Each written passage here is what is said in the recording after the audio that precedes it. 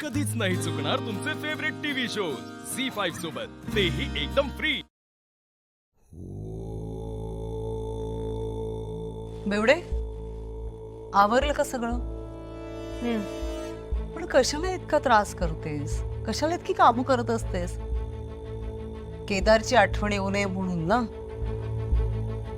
अगं पण काहीच गरज नाहीये, खूप सोपं आहे। केदार कधीही तुझ्या आयुष्यात येऊ शकतो। हो आहे ना, सोपं आहे। केदार सुखरूप आहे याचा पुरावा देणं सुद्धा सोपंच आहे। अगं एवढी एकच तर गोष्ट मी तुला सांगितली होती, तीही जमत नाहीये तुला। आणि हो, केदारचं नाव घेऊन मला मूर्ख बनवणं बंद कर, कारण माझं नाव केतकी आहे, विरोचक नाही। बेवडे जीभ खूपच चालायला लागली तुझी, सोडणार नाही तुला।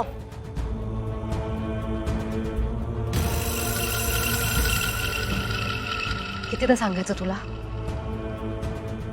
माझ्या माणसांपासून लांब राहायचं। डोक्यात शिरत नाहीये, एवढी मतिभ्रष्ट झाली आहे। शांत हो, शांत हो, नको ओढाताण करूस आणि माझ्याबरोबर असं वागूच नकोस प्लीज। अगं मला काळजी आहे तुझी, तुला माझा राग येतोय ना? मग तू 4 काय 40 थोबाडीत मार, मी काहीच नाही करणार। मला जपायचंय ग तुला,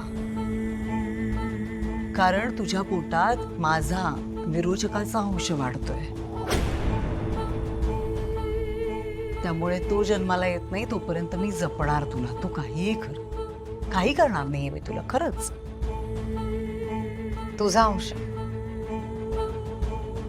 5 महिन्यात जमीनदोस्त करणार आहे मी तुला। मग पाताळात शोधत बस तुझा अंश। माझ्या पोटात जे बाळ आहे ते देवी आईचा अंश आहे, आणि त्याच्या पायगुणाने त्याचा जन्म होता क्षणी मी तुझा वध करणार आहे। माहित नाहीये का तुला? हा, जाणवलं नसेल तर जाणवेल, नक्कीच जाणवेल, कारण तू माझा अंश आहे। तू शांत बसणार नाही। विरोचकाचा अंश आहे, तो अशांतता पसरवणारच। विश्वास बसत नसेल तर जा ना, जाऊन विचार तुझ्या त्रिनयनीला। म्हणावं, सांग बाई, कुणाचा अंश आहे, तुझा आहे की विरोचकाचा आहे? सांगेल ती तुला।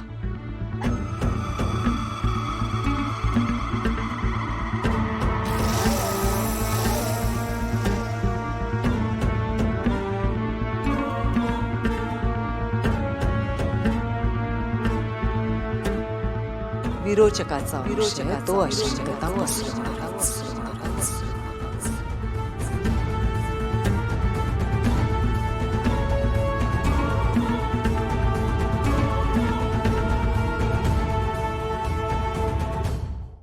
झी5 ॲप डाउनलोड करा आणि पहा सर्व एपिसोड्स एकदम फ्री।